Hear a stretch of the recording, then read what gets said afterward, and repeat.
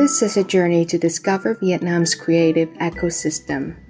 Accompanying with Barefoot Ventures team, you're listening to the stories of outstanding members of the creative community who are bringing contemporary culture and art to a larger audience. So, have you left your barefoot yet? I'm Nguyen, your tour guide today on this exciting adventure. To where? Let's see that.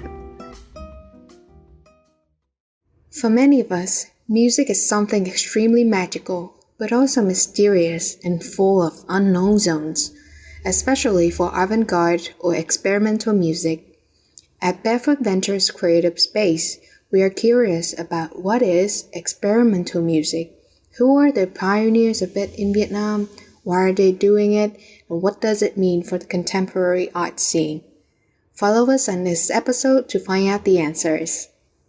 In this episode, we will discover a very peculiar and special zoo hiding somewhere on the trees, the clouds, or their own crazy, noisy, bizarre dimension. They're cold-blooded but not scary at all. They love to describe themselves as a meme club and a tin tier. And yes, that is Rắn Cạp Đuôi. More than a band, they are a young, talented collective pursuing the glory of music. By capturing the sounds of aged cultural memorabilia and representing them in contemporary digital space, Rắn Cạp Đuôi creates the music that clears themselves a deeper path into the future. Hello, Rắn Cạp Đuôi. Thank you so much for spending your time with us today. Hi, Barefoot Ventures. Let the record show that we are waving. So first question I would like to ask you is that since you are Rắn Cạp Đuôi, do you prefer to wear shoes, slippers, or go barefoot? What sort of question is that? A nice breaking question. I have multiple footwear. I still don't have a sandal, but I have a boot. I have a pair of boots. I have a pair of sneakers from Airwalk and Ananas. I have some suede leather shoes. I am planning to get my own bespoke pair of Fugashin dress shoes. So you prefer shoes? Yeah. What about the others? I wear sneakers and sandals. I like flip-flops for economy and comfort. Do you like foreign brands or Vietnamese brands? I prefer anything that's good. Yeah. I think we prefer Zepto. Why? Anything that we can steal, we will wear. What do you prefer? I don't matter. Give us your Adidas. Is there any foreign brands that's also comfortable as Vietnamese brands? We don't believe in capitalism. There is no point in comparing brands. Yeah. Shoes are shoes. They're all part of the same machine. I would like to have someone. I would like someone to buy me a pair of fight. Of what? Leather shoes. FEIT. So if you have to name your music, what would it be? Solo or group. For which album? Solo. For which album? Oh, solo? Or as a band? Or as a band, like I mean, solo is like each of you can give me an answer. Yeah. I don't think we don't have a genre, or at least we don't have one that we stick to for like more than like a single album. Yeah. Is that a kind of genre? I think so. Yeah. Genre fluid. Genre fluid. It's like each of us is like a different genre, and we change over time also. Yeah. And for each of our project, we like have different sort of views, and it's not stopping in like a genre that we try to focus on. We try to focus on the way we think about music. Yeah, not to skip it on the genre, I think. Mm. Can you tell me more about what you think about the music would depend on? Like, would it depend on the mood of the day or like the weather, something like that? It's definitely depend on the weathers and depend on our moods. Like sometimes, like if we hate each other, it's gonna be sucks. And I mean, like we like a collectively, I don't know, it's like a water flow or something. It just continue my point. River flows in you. Yeah, Have you heard of Lao Tzu? River flows in you. no, Lao Tzu. He's a nationalist. He's a It's national- not a nationalist. So It's a Chinese shit. Wu is racist. Actually, I read a bit of. I guess going from C's. So what is your solo ship sounds influence and what would you name it? I do like a hybrid of like EDM trap and cheesy progressive electronic from the 80s, particularly Tangerine Dreams, Mm. and also 80s From the pop. 70s. Risky business. Love on a real train. I want to go home.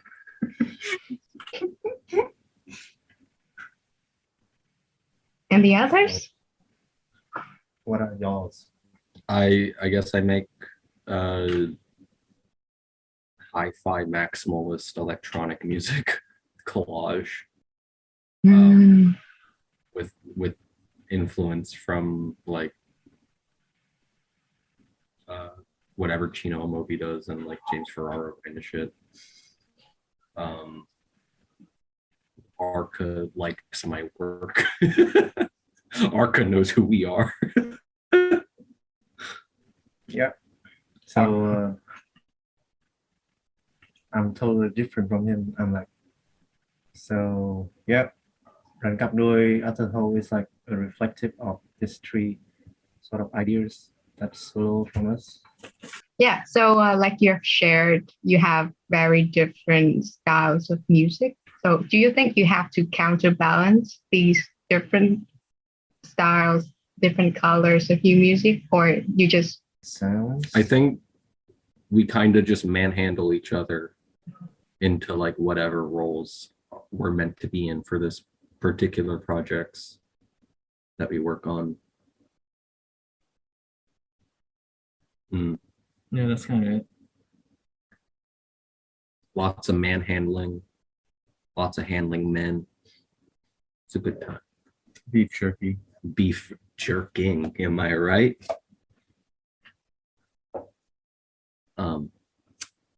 Come to think of it, the collectively is largely male members. That's not true. Yep, that's not true. Largely. Large. Yeah. The people who actually contribute things, though, it's kind of even. I don't know. Yeah. No. We have lots of female, but like not as much as male. Right now, is there any kind of music that interests you or that you want to tinker with? EDM trap. No. I guess no. We kind of hate everything. No. No. That's you. Wu hates everything. I'm gonna keep doing what I'm doing, like the current stuff. To be, you'll see. You guys will see eventually soon. Maybe around February. I listen to 90s slowcore and EDM trap. And game soundtrack. And video game soundtrack. That's true. 90s RPG shit. And Spencer just Then would you put those kind of elements into your future music? Not Or- really. Perhaps our influences influence us more subconsciously than overtly in our music. Also, Spencer plays Yakuza. 20 hours a day. So after making a track, what would you like? What after like playing together, like playing music together? What do you do with it? Do you have to listen to it again, or is there any other layers of like processing or something? First, we would go eating.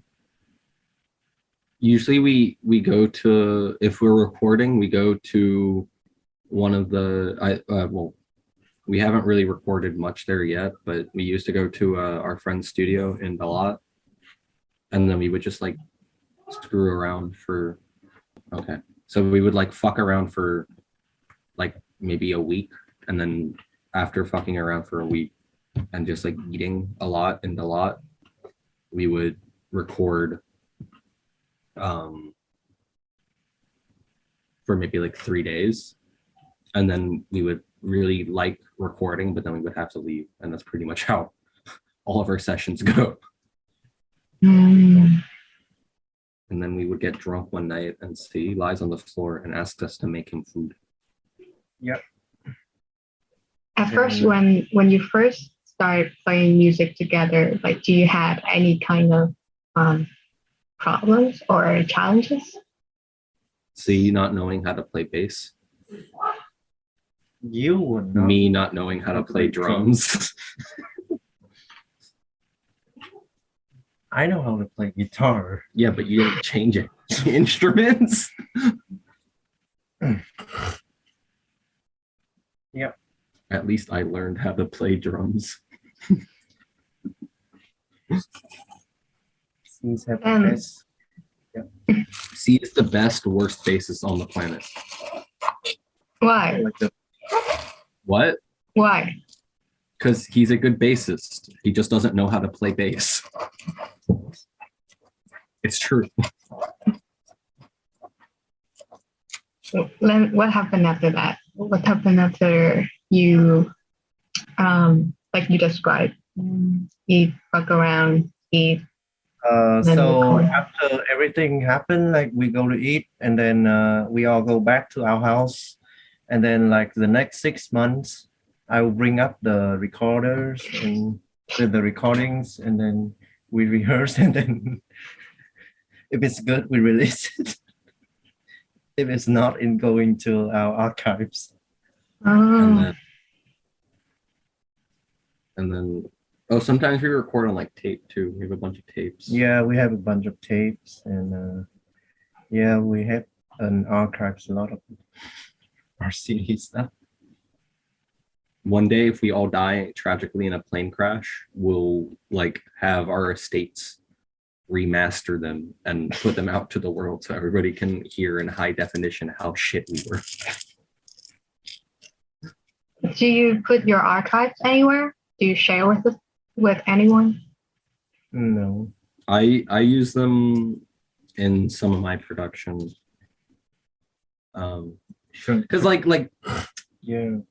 the reason why we don't use them is because there are like some good ideas on them, but like it only happens, like it'll be like a good idea, and because we improvise everything, like we just blow past it. So when you re-listen to it, you're like, oh, this part was cool. And then I'll like cut it out and arrange it and like make my shit with it sometimes. But Yeah, that's what happened to those mostly. Also, shows you can pass off the demo. So those like just improvise initially, and won't happen again normally. I guess that's how we define our music. Like it won't just happen again. It definitely needs a good time for it. Like a good time brought to you by Timex. Do you have any plans for the future? Like, for example, after releasing your newest album? We have something coming out in maybe February. City might have a release in Japan coming out soon. And I'm going to do some work with some people. I have to keep it secret, but there is a plan. And then Vu is a house husband. So he just plays Dan Chang and laments the fact that Vietnam does not live under French occupation anymore, so that he could like go bomb a train or something. Oh, then if you don't make music, what would you do? Bomb trains. What? I'd 100% be a terrorist. I'll be a barista. Some of us don't have that luxury. Steal music. If you didn't make music, though, what would you do? You'd also bomb trains. I know. He'd also bomb trains. I just make coffee. I drink coffee. And bomb trains. Yep. Let's go back to the style and genres questions. Like in the future, do you have any plans to experiment with inventing many new combinations, or even like more special than now? For example, like bolero and shoegaze or something like that. Like combining the two.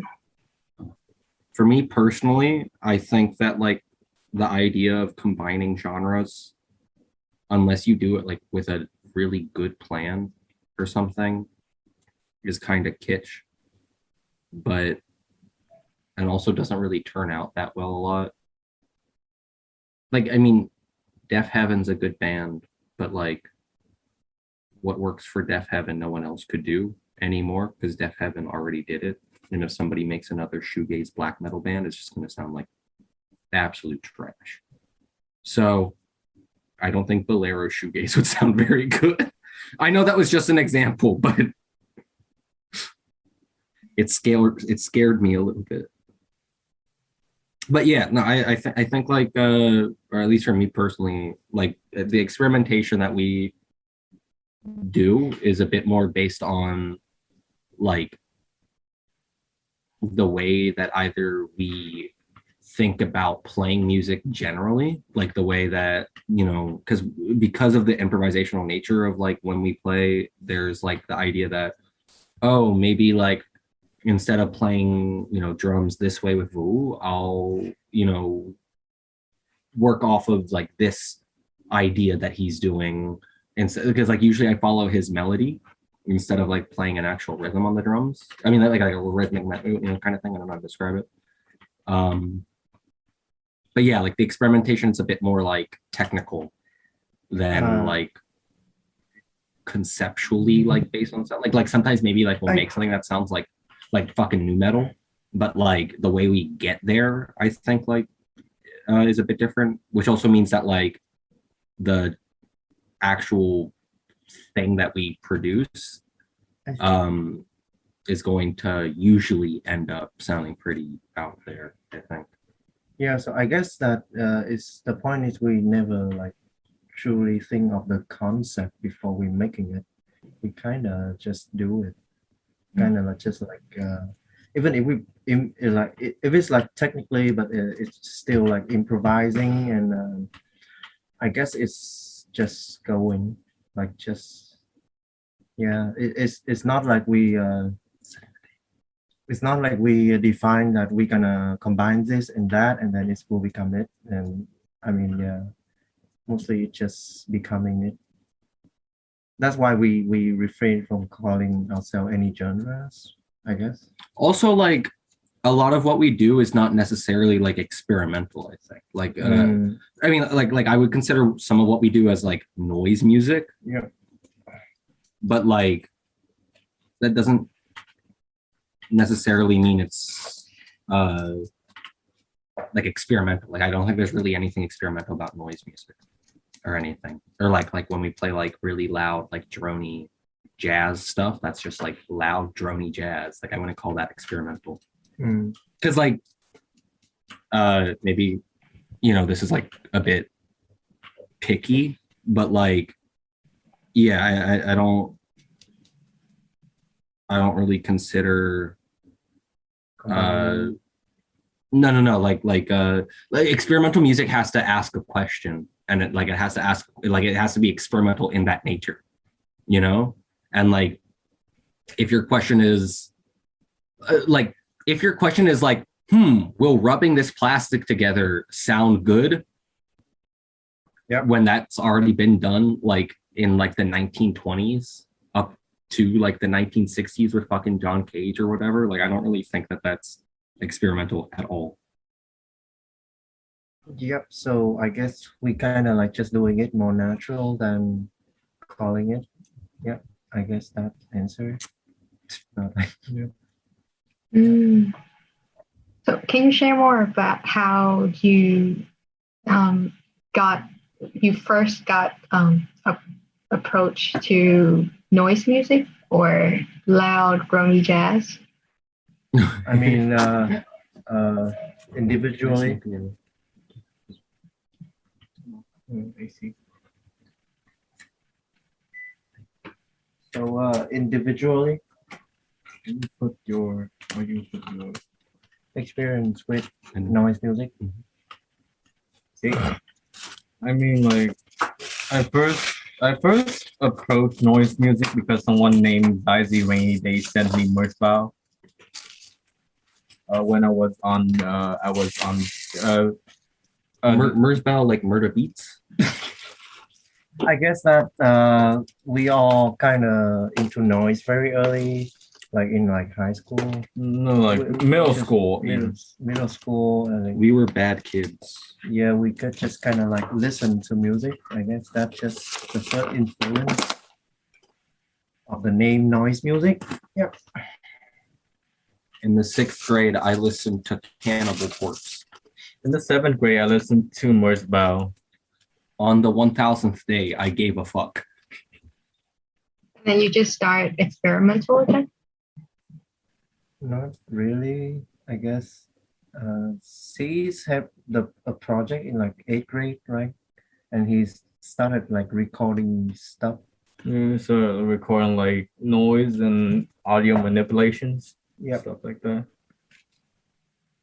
That's how RCD started. I tried to be Bauhaus when I was a kid. I wanted to be Peter Murphy, except I was far too unable to sing. Yep. And also I liked metal too much, so I played way too fast to play post-punk. Do you still aim for that or like now? Playing fast? Yeah. Speed kills. Don't you know? I mean, I definitely think I do tend to play fast, but not all the time now. Because I used to be able to shred on guitar. I can still shred on guitar. I'm the best guitarist in the band. No, I don't play guitar anymore. So, who's the best guitarist? Zach is. And would you argue to that? Vu can't play metal, so I'm the best. Yeah, true. Vu can't play metal. But I'm the best country. Let the record show that Vu is seething with rage right now. So, yep. Noise music is relatively new to other audiences, and of course, it's quite difficult to get into the scene when you're quite when you're young and you want to experiment with a lot of things. So how did Rắn Cạp Đuôi stay in the sphere, and how did you get your first show? We were just stubborn. Like, I don't know. We got our first show because I used to talk to Wing Hong Zhang, and he's just like, okay, want to do a show? I'm like, okay, and he's like, okay. And Vu and I went to that show, and we ended up playing like Shitty acoustic. playing MP3s from my phone, and Vu's playing on acoustic guitar through a speaker. Because like my laptop didn't work. It was amazing. When was it? 2016 or oh no, 15. 2015. Yes. How has everything changed since then? I mean, We became actual musicians. yeah, except for that, but the scene's still nothing much, honestly. Really? How come? Yep. Yeah. Nobody listening to that music Here. No one cares, to be honest. No one cares, to be honest, and it's just the same, I guess. The punk's still the punk, and the Indie. the indie is still the indie. I mean, it looked a bit brighter, but it doesn't look like it changed a lot or any like actual influences or affections. Like, No. In Ho Chi Minh City, there still isn't that much of a scene. Yeah. But a lot of our fans in Hanoi have started their own projects. yeah, we talked about Ho Chi Minh cities.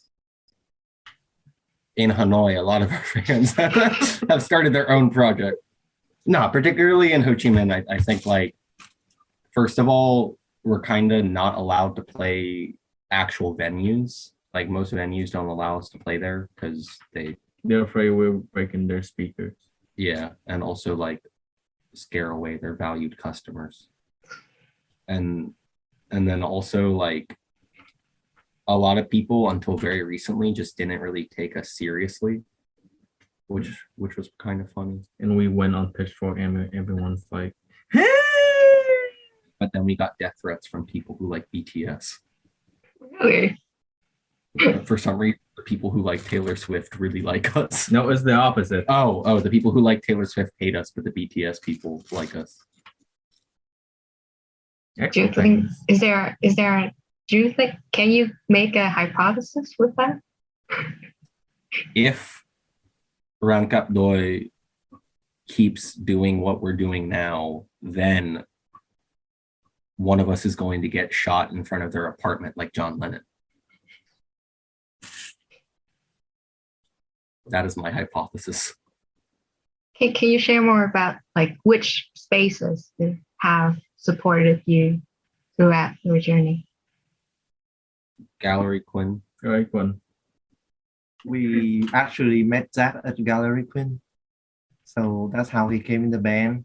He came into my face, and I think we were on different questions though. Like just about The only two places that supported us really were Kuru and Gallery Quinn Yeah. for a long time. Also, shout out to Tender Bar for letting me sleep over there with 2 cats. Well, that's in Hanoi though. Yeah. We're still talking about Saigon, huh? Only Right? Saigon? Exclusively Saigon? no. Oh, No, I mean, the broader question is that which spaces have allowed you to play in? Heritage Space, Observatory. The observatory, we had to pay them with grant money. Initially, we played Yoko. We got banned from Yoko got back from Yoko twice. twice. Got banned from Yoko twice. And I personally am not allowed inside of Yoko anymore. Salon Saigon. Salon Saigon when it was around, Oh yeah, sounds Saigon. but it is no longer with us. Yeah, the owner of the house got pissed. Okay. What? So yeah. Where else? Vicus. Where? Vicus. We got a studio in Hanoi. Vicus Art Studio in Hanoi. Yeah, we play a show there. And Ospace. Ospace, yeah. Tuan Mommy is probably actually our largest supporter by words. However, Manzi hates us for some reason. Anh Vũ có thể kể lại câu chuyện ở Gallery One được không? Đấy là lúc mà gặp Tiếng Anh anh ơi.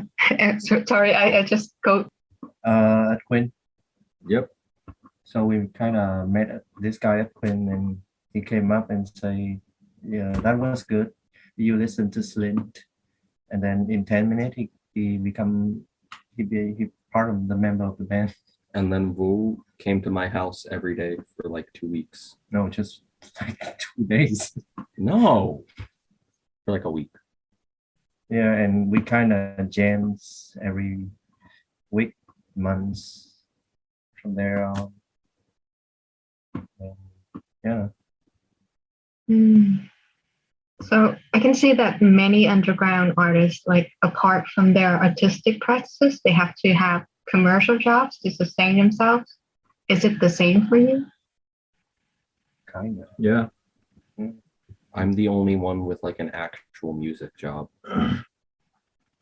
And then say sells clothes and makes paintings. Yeah. And Vo is a handyman at Gallery Quinn. I go to Chanzuihung Street in Hanoi and sell my tight little ass for big bucks. Kind of. Collectively. No. Only Zach. Only me. Hit me up. I'm in your area. No, collectively our incomes.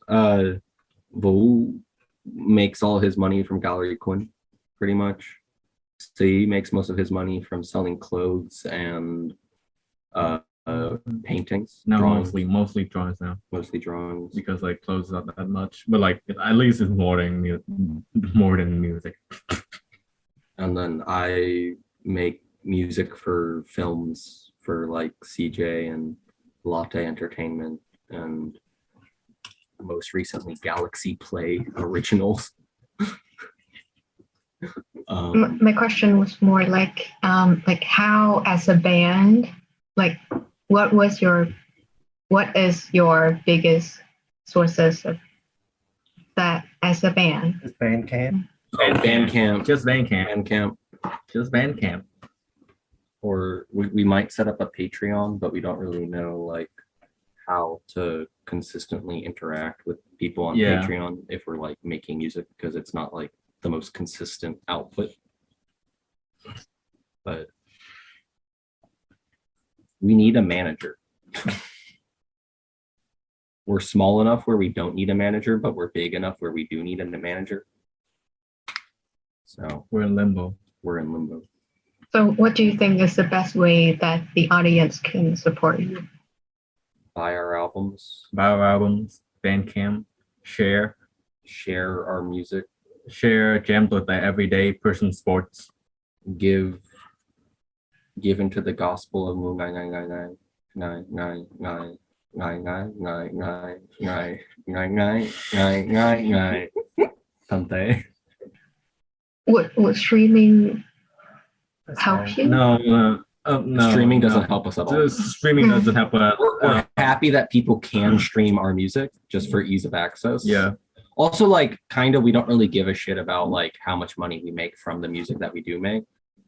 Yeah, but even if our newest album did make a good amount of money, but it's still like, yeah, like it'd be nice if we like could make a shit ton of money off of it. I'm not going to complain about that, but it's also like not our priority. Yeah. Because like we kind of, I mean, like with the music that we make, we know like the best we're going to do is like in my dream, like instead of having an income, my dream is like in 30 years, people will be like, yeah, Rắn Cạp Đuôi, best band. Like they was really on one. Like that'll be fine. And I think we're succeeding at that. That's fine. Yeah. So I'm gonna ask about your perspectives on as a young people that make art in the creative scene today. So when we heard the name Rắn Cạp Đuôi, we immediately think about the image of a snake fighting itself. Does it imply anything about your personality or psychology? Okay, it does. I came up with that name in 8th grade, and I thought it was cool and a nice symbol because it was like, oh wow, infinite. Round. Round. And then I found out metal bands all took that name, so I was like, funny, Rắn Cạp Đuôi. Really? In Vietnam? Yeah. So basically, that's the thing. Like I searched the symbol of Ouroboros, and like, infinite. Yeah. So basically, I was a child when I came up with that name. It means nothing. I mean, like, I guess I'm an actual second member of the band, like the collective. When I heard the name, I think it was funny. And also, it sounds like something's gonna be happening, like a fucking snake eating its own tail and then refreshing every time. And then it does happen, it like to us, like naturally over the course of the group, you know, like we have new members and then we disband and we kind of renews our music whenever we like make a new album. So I guess that's meaning something. Yeah. Also, like, like after like 7 years, like humans are like actually like a new person. Like you recycle skin cells. Yeah, Like, And 7 is the number of God. yeah, so Rắn Cạp Đuôi is about us, like even Zach like also have some sort of implied. Zach ate his cock. We basically like a meme or something. Like Rắn Cạp Đuôi is a meme. We're not like a band. We are not a band. Yeah, We're not a band actually. we're a collective. We're a collective. We just do. We just shit. weren't allowed to say that we were a band on Spotify or a collective on Spotify. Spotify doesn't allow you to say that you're a collective. I guess. Yeah. Yeah, that's why like when we don't have new shit, we just meme. Then what does the word collective mean to you? What does it mean? What does it mean? What does it mean to you? I mean, it's not so much, but it's like just trying to avoid to describe us as a band because we are really not like a band. We are really not like acting like a band. We're not really composing. We're not like doing things together, but we doing things like collectively. And I think we initially have the collective things because C's kind of want to have more people coming into the group or work with us because back at like 2014 something there wasn't a lot of people could be in an actual band with us because they don't like our music. So we were just like asking people out and would you like record this and doing that and just trying to do things collectively. So yeah, not like an actual band. So from there we kind of like continue the way we work. So now it's like a collective, I guess. We were maybe a band for a period of 6 months. Yep. Was like when we were actually a band. And then after those 6 months, we stopped talking for 6 months. Was it the time when you were staying at the same location? Yep. Yeah. We were practicing at Zach's rooms like every day. And then we become like an actual band. We composing song and there was the Nang, right? The Nang. Yeah. And we were playing a couple of shows with those songs. And then we fucked up all the time because we never remember the songs because we hate the part so much. And then but also there was the Don Caballero phase. Yeah. Loops. We also tried some Don Caballero stuff. There was I mean, no like, recording of that. Post rock is something like three of us got like influences, like one of the same thing that's strong enough so that we into slings. So now, do you think you're a contemporary artist? No, I don't. I am. Yes. I'm the only one who does like exhibitions and stuff. Oh no. I mean, I'm the only one who consistently is like doing art, but Vo sometimes does stuff for art, like films and stuff. So he also has all of us do exhibitions or like are part of like art, cinema or art, like art, art, like the small short films, kind of like experimental cinema or whatever, or like exhibitions and galleries. Like, all of us have done that before, but I'm the only one who really consistently like goes up for grants, does exhibitions, like does residencies and whatever. Like, what do you think about the current contemporary art environment right now? For sound or for just in general? You can talk about both. Who knows more about the visual side of things? Because you work at a gallery. What do you mean, like the contemporary art, like the contemporary art in Vietnam right now? It's kind of okay. I think it's Who's your favorite? Who do you hate?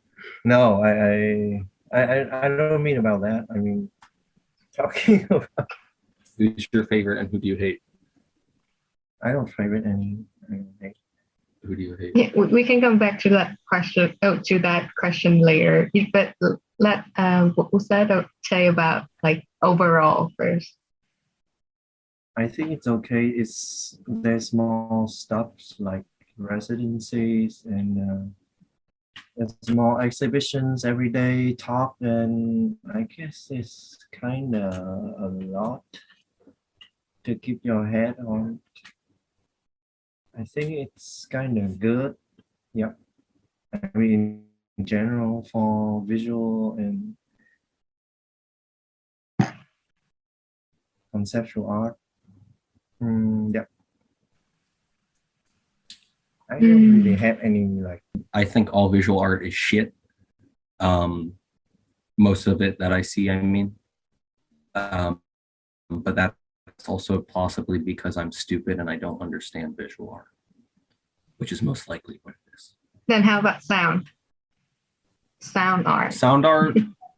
There are some really amazing sound artists in Vietnam. There are also a lot of really shit sound artists in Vietnam.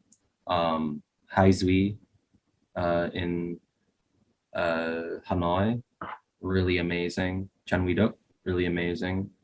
Wu, I guess. He also does like sound art, very good. Who else? There's many sound. Zhang, obviously, Hong Zhang. Nhưng, yeah, obviously, Sound Awakener. So there are artists, and there are some opportunity for artists, for sounds in general, and not a lot, but I guess that at much it could be like right now, and most artists just looking for grant outside for works. So yeah, that's the current state in Vietnam. There's no actual labels or good distributions. There's also a bunch of cringy foreigners who come here and play really terrible music, and I hate them. And they get all the money. Yeah, and then they pretend like they're big shit, and they start shitty studios and record our friends and make our friends sound bad because they don't know what they're doing. Yeah. So in general, there's artists, but the scene of sound art looks pretty lame. Yeah. Sorry, what did you say? What is lame? I mean, are we talking about sound art in general? No, just like any art in general. It's like you have like a very talented homegrown Vietnamese art scene, and then you have like a bunch of fucking like white people who are like, Ah, yes, I painted the Saigon skyline in really shitty acrylic paint, neon colored acrylic paint, and then they would throw a fucking show for themselves, and then like all their like friends come and jerk them off, and it's like a terrible. But then like, whereas I know like in reality, it doesn't really do anything to take away from like the Vietnamese art, like the actual Vietnamese art community. It is like optically, like as far as like PR goes, for like any art scene that exists alongside them, just really bad. And I fucking hate them. But I can pull this up. What do you think is happening? Why? They white. Because they're white. They fucking suck ass. But because yeah, I don't know. Midlife crises. People with midlife crisis thinking that they're artists. Or just people who like really want to be an artist, but like they can't. But then if they just like yell loud enough, people will like hear them. Like, such is life. Fuck them. Do you think that actually affects the singing in any way? It is. Yeah. Like it How? does. It's bad influence and bad marketing for the whole scene. Yeah, like also like it takes away from the actual people doing like actual real cool music, real cool work and stuff. And it's like if I were to say, let's go watch a show, like let's go to a show, and it's like, you know, I want to go to something at Ospace and like fucking Lee Chang is playing with like, you know, some other people and Let Hai Zui's there or whatever, you know, like a good lineup. But if I like told any of my friends who like aren't that, you know, invested in like the music scene or whatever, if I was like, let's go see a show, they're gonna be like, oh yeah, I fucking love fucking Tomes. Oh man, let me go catch that newest Addis Mo show, like as if like that's the only thing going on. Or like, I mean, like that's the perception is it's like because the actual Vietnamese art scene is obviously more geared towards like the local Vietnamese, you know, community. Like internationally, if you like talk to like a lot of like the Viet Q people I know, like really have no idea like what's up here. So it's like there is maybe like we're definitely making a larger deal out of it than it is, but it's still like an annoying pain in the ass, and fuck those people. I also see that a lot in grants also. A lot of grants are from foreign funds, and that the Vietnamese art scene also depends a lot on grants. What do you think about that? That's a bit more complicated because like obviously like it's political. Yeah.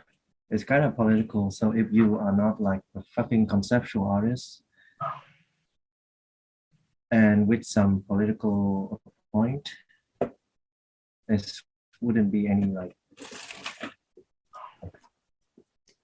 yeah. I mean, we're talking about for sound artists. For just any art. Not, to be honest. I thought the question was just for the contemporary art sound art scenes. For grants, it's like if Vietnam obviously doesn't like have a lot of resources to put into like the local art community. So all of that, like, you know, like the big cultural wings of like European, but obviously that's like in an attempt to like push European interests into like the art community, which is like, you know, Yeah, but at the same time, there's many local artists making like residencies. Yeah, so it's like pretty good. But like I don't know like how Telling from Babao structures her stuff. I don't really know how like a lot of the local art residencies like get their funding from. I think part of it's like paying or whatever, you know. Yeah, so But like self-sustained. Yeah. but like yeah, like it's like they're kind of easy to get along with, you know, in a more like peaceable way between like an artist, whether they're Vietnamese or European artists wanting to work in Vietnam, and like setting up and funding those collaborations or funding like Vietnamese local art project, like the thing that you and I are doing is Gotha Institute, Japan Foundation, and one other. Oh, Wen Tin Dao Foundation, Fun. which is like from Belgium. Mm.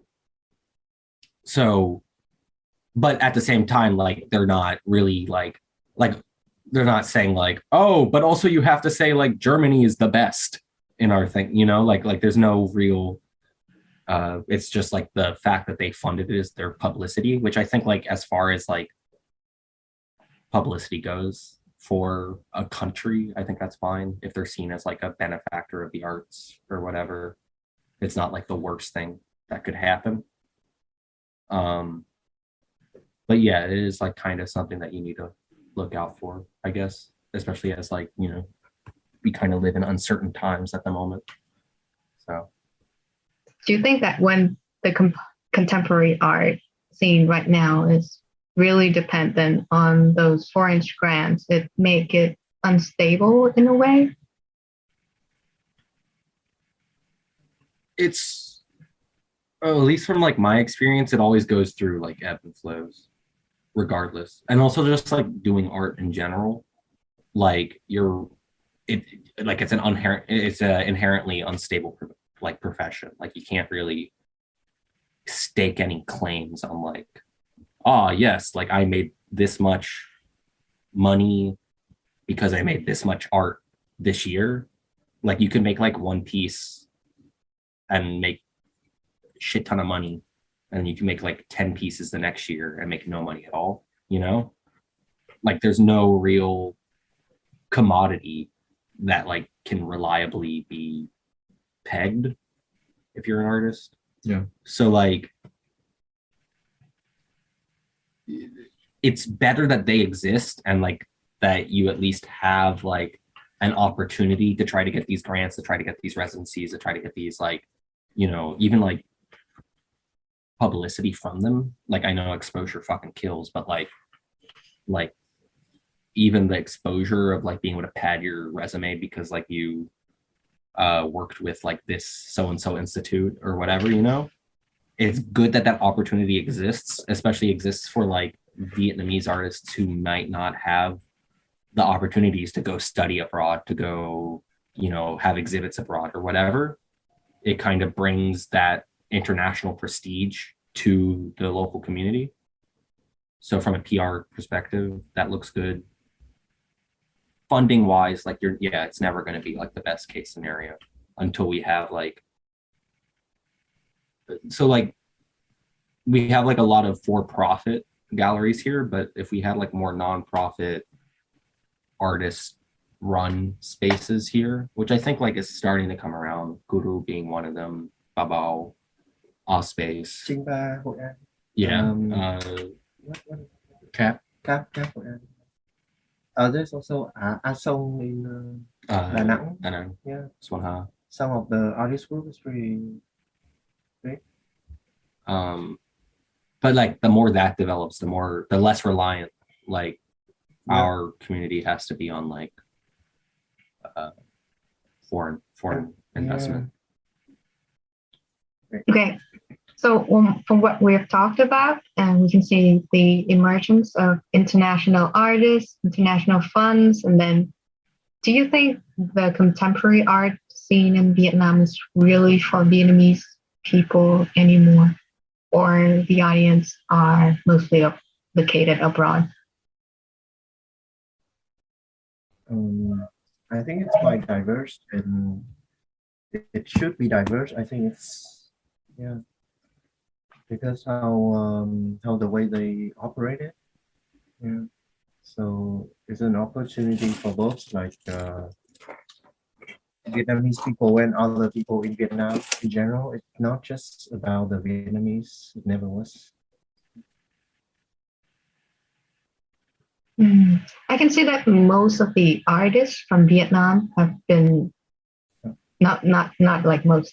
I can see that a lot of artists, Vietnamese artists, have been recognized in French awards and exhibitions for their names and works, and mostly they are about Vietnamese ethnicities. But in Vietnam, there hasn't been. They don't get that much recognition. What do you guys think about that? Art is inherently a bourgeois practice, so the proletariat has no way to really interact with it when it's kept to rich people only sort of establishments. Like even a lot of the art spaces here are either catered towards people who are already involved in the art community or people who or like for the rich Vietnamese, rather than like the average Vietnamese person who could like just come in off the street and look at the exhibit. I do have the same idea as Zach, and I do, like, as per my observation, I've seen like Vietnamese art people try to educate, like, I don't know, like less educated people, I guess, like people who doesn't really care about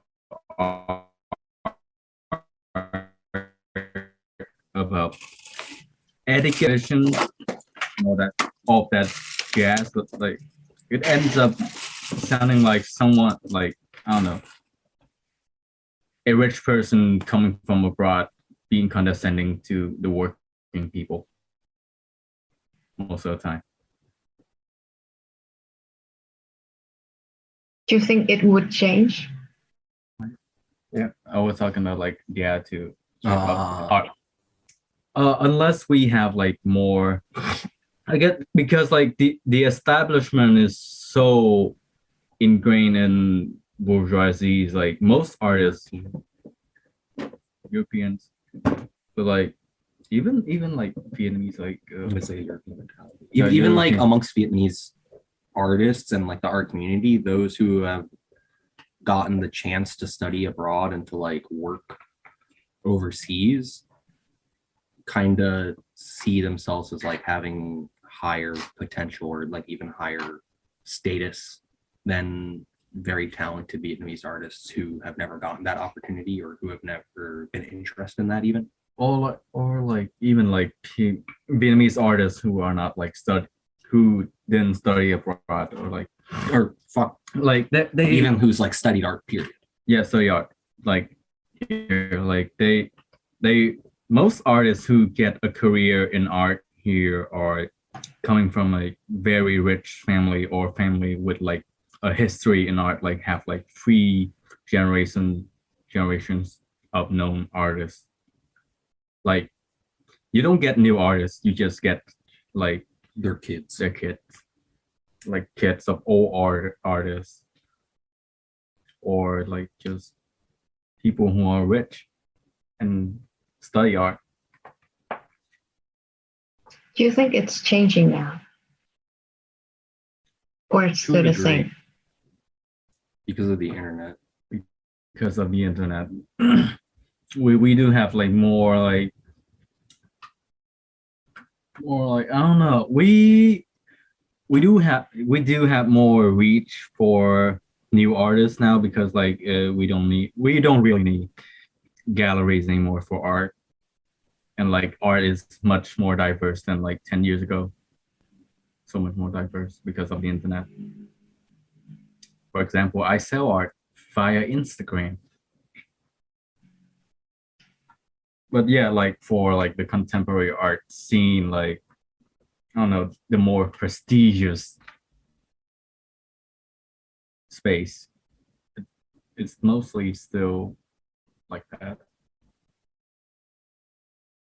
And that also like feeds into how those artists who or like, so like it's like two things. So like the people who are consuming the art are typically not the most like, you know, average Vietnamese person like locally. Like, you know, our parents like don't really know what we're doing, kind of. Don't really understand it or whatever.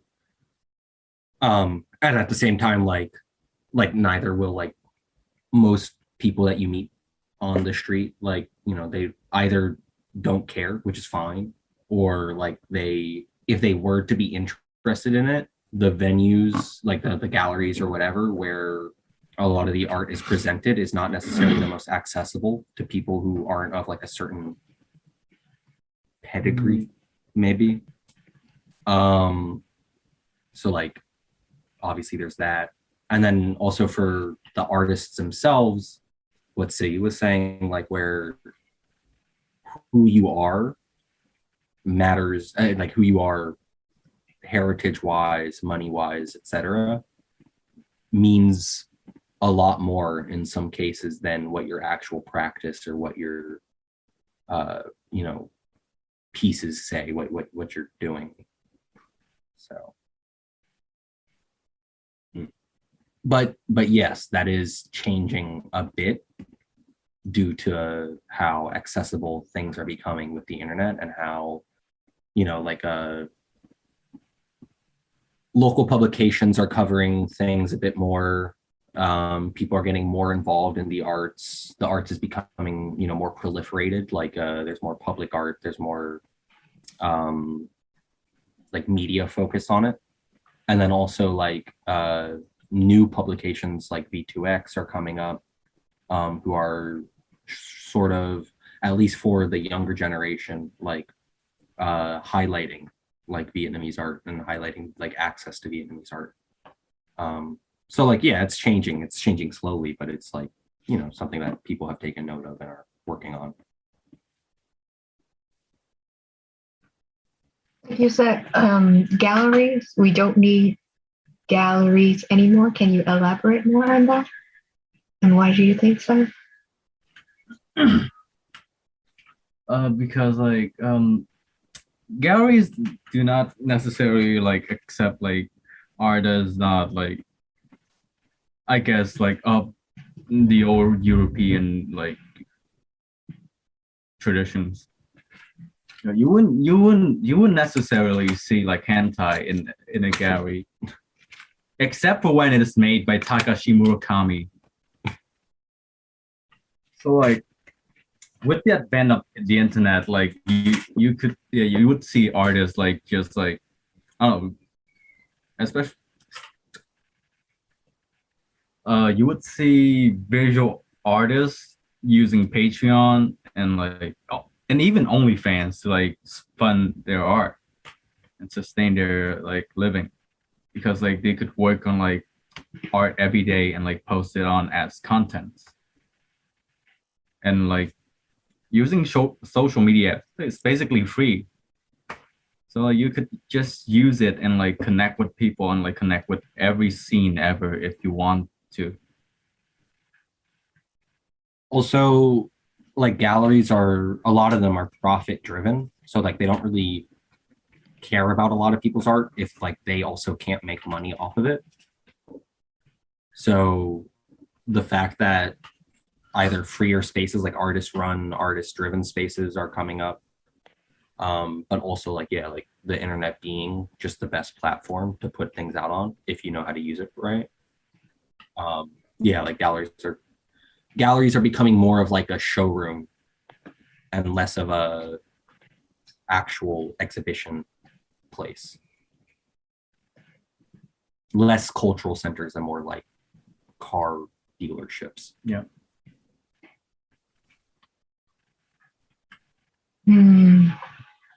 So we can say that like after your album, Những, Nghe, Được, Cùng, was scored on Pitchfork, So you were recognized. You and also experimental music in Vietnam was more widely known, and many writers consider it as an achievement and success, and that they see that it's very admirable. And then so basically the social media, the news everywhere, they talk about you and how you're placed next to other big names. And what have you thought about it? And do you consider it an achievement? I mean, it actually just on the news for a few days. It's a meme. It's like, I mean, and like then- anything's just on the news for a few Yeah. days. and then it stopped, and then just like most people buy our album is not Vietnamese. It's just because it only went viral because Pitchfork gave Taylor Swift best score, and now they're like, "Oh, first Vietnamese album on Pitchfork higher than Taylor Swift." And It became The best part was when they interviewed a bunch of V-pop stars about our album, and one of them was just like, "I'm not listening to this shit." So there are many different art opinions, and especially from the masses and also other artists. And some people say that your art are confusing, difficult to reach, or too hate, too mad, too crazy. What do you think about this? True. good, True. true. I think it's just funny because they're gonna forget it. Yeah. Just like how they forget that something. RIP. It doesn't really matter. So then what do you think? Does that matter? Does what the media talk about you and the grade matter?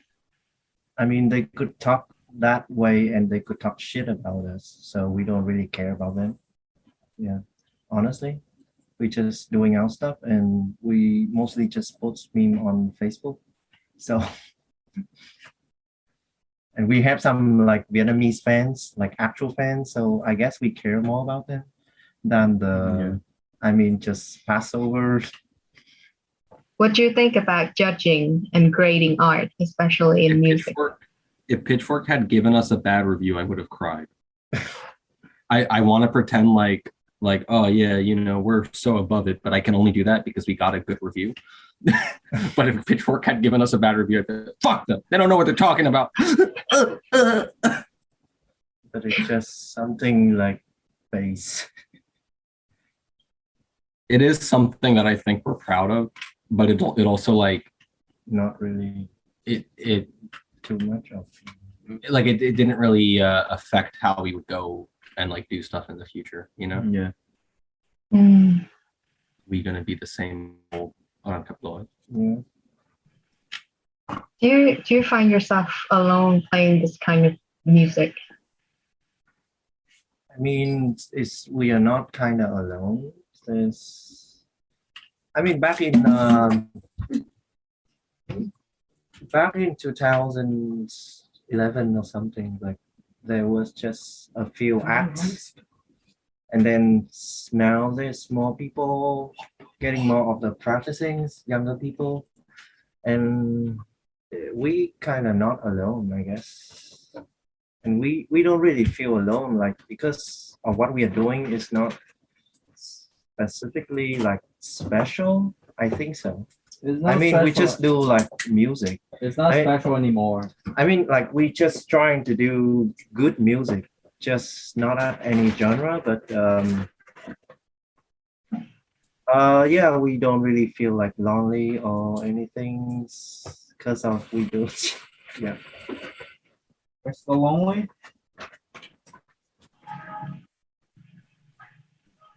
Then do you think that's a strength that you're having right now, that the scene is more broad and there are more emerging experimental artists as well as contemporary artists getting more open-minded and more openness for other kinds of experimental art?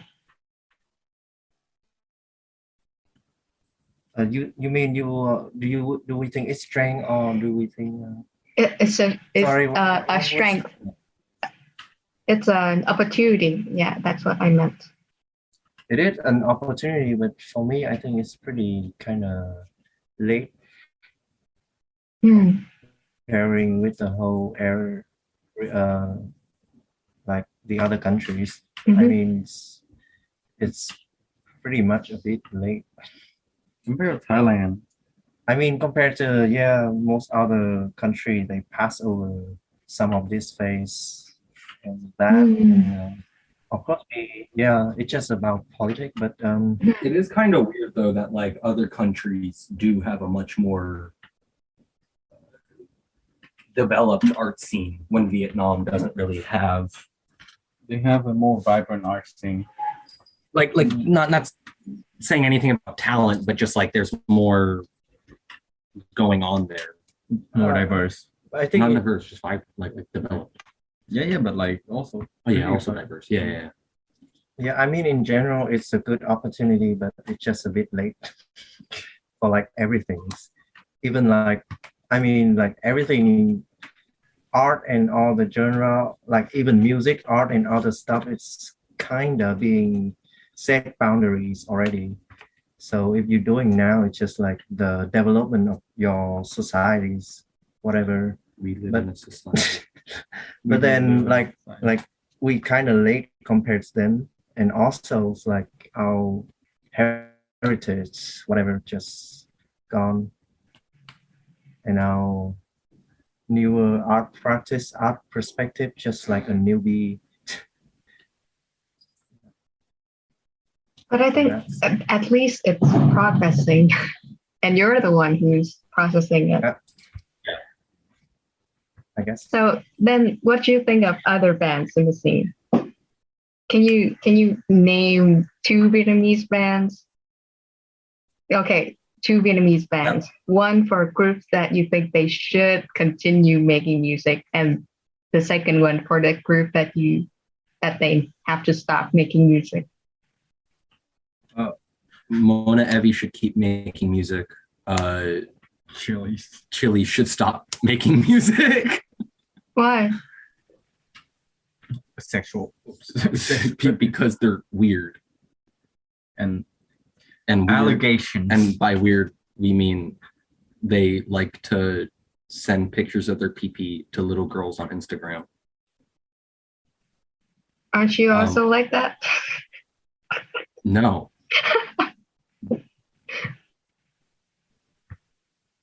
Any other promising? What? Any other? Chan We Duck, promising. District 105. Mona Evie, District 105. I mean, just Mona Ivy and Chan We Duck because they're youngest and they look like they're gonna develop something. There's great. some dudes in Bien Hoa, right? Oh, just some.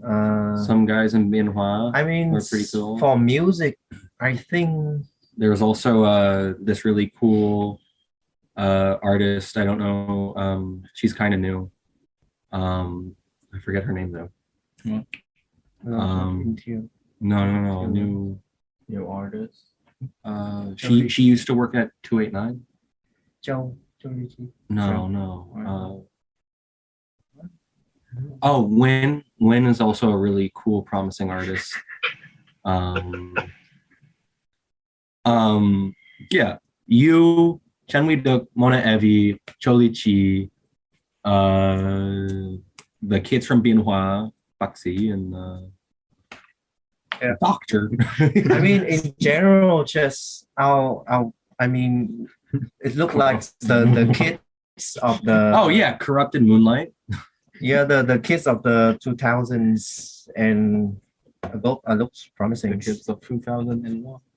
Yeah, It's honestly like Gen Z. Gen Z are the future. But I think the Gen Z kind of do need some more time to develop. And do you think some bands that are developing that are promising? Mona Evie.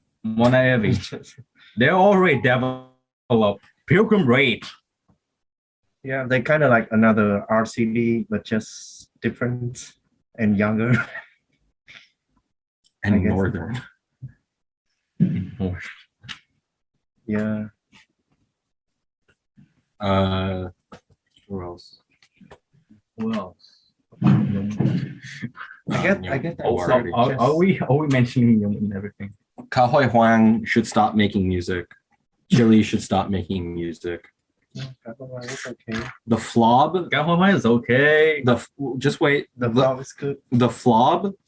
If you had asked me 2 years ago, I'd say they should stop making music. But they pretty aight now. They okay in my book. Vegas is a great EP. Vegas is a great EP.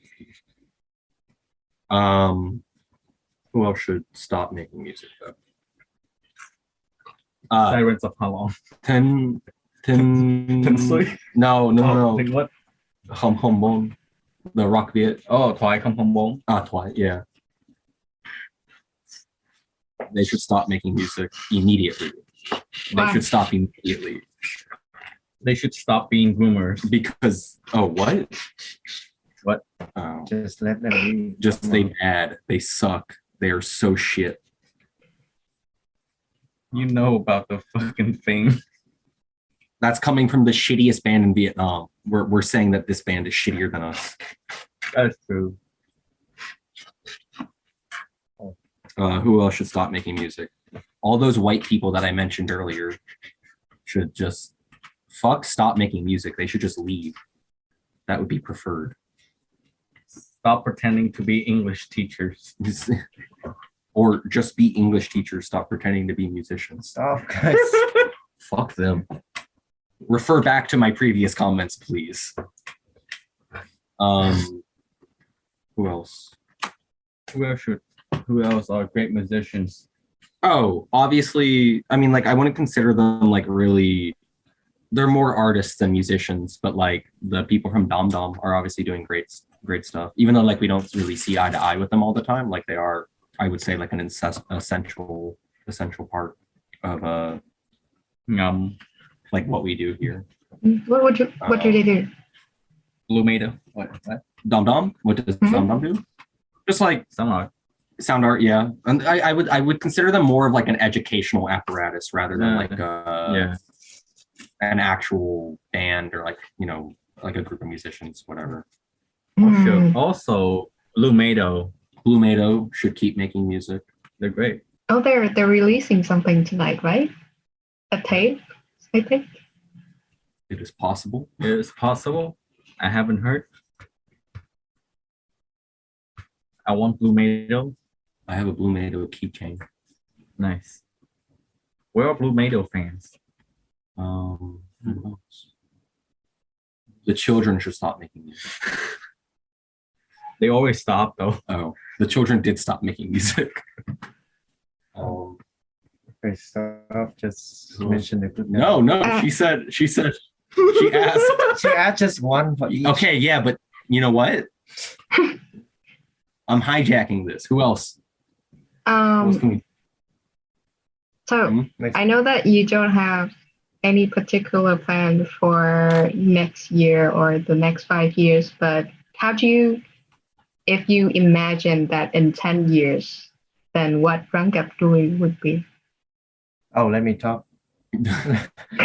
He would be a visual artist who's selling his paintings. That would continue. Dead. That will be dead. No, he will continue to compose and dead.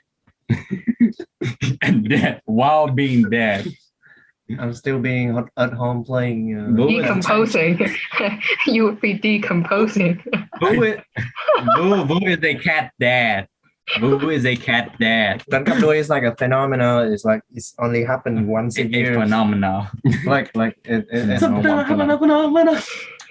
it's gonna be like a good recording for each year, I guess.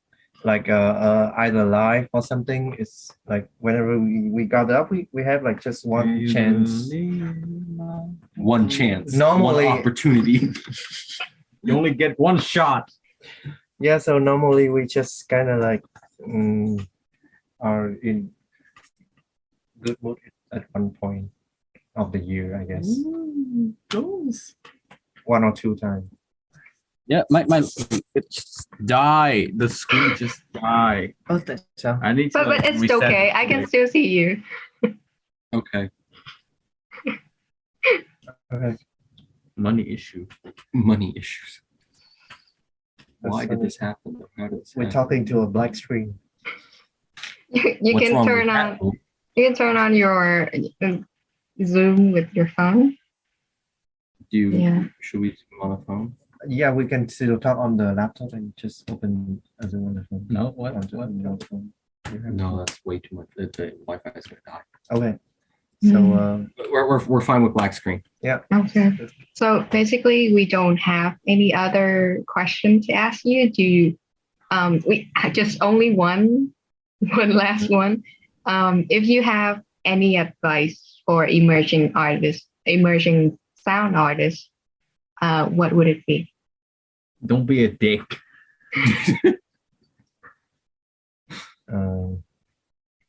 look after the poor. Yeah. Yes. Buy Buy lottery tickets. buy lottery tickets. Dear 9 persons. Remember us when you become famous. Listen to everything. Mm, I guess the advice is just that don't listen to anyone. persevere. What? Yeah, Don't but- give But up. listen to other kinds of music. Listen to Listen to all- everything. Listen to everything. everything, but- Listen to everything. Don't like. Just don't think you're fucking special. Wait, don't listen to anyone think about you. Anyone. Like, But listen to every single type of music you can get your hands on. Like Everything. anything that you, and don't be afraid to ask questions. Hip-hop, hương ly, lương bất thủ, K-pop. vô kết hương. Yeah. Listen to what? Let's name tag. Just listen to anything. Anything. Yep. Yeah. Even if you think it's like lame, you should still listen to it because there's some stuff in it that you'll maybe learn from. Don't stop learning, I guess. Yeah, never stop learning. When you stop learning, you die. Never stop. Won't stop. And also try to make a new genre of music by the time you're 26. Don't be Otherwise, crushing on just quit. one genre. People are inventing genres every day. Yeah, genre are just boundaries. Use tools that, like, in different ways than they're intended. Use power to Use tool. Wait, I mean, like tools, like you know, there's I know. many- just anything that you could use in your practice. use FL Studio. Do not use FL Studio. That main advice: do not, whatever you do not use FL Studio. Use Ableton. Use Logic or Ableton or even Reason. Just anything other than FL Studio if you want to be an actual musician. Okay. See ya. Thank you so much. Bye. Thank you. Bye. Bye.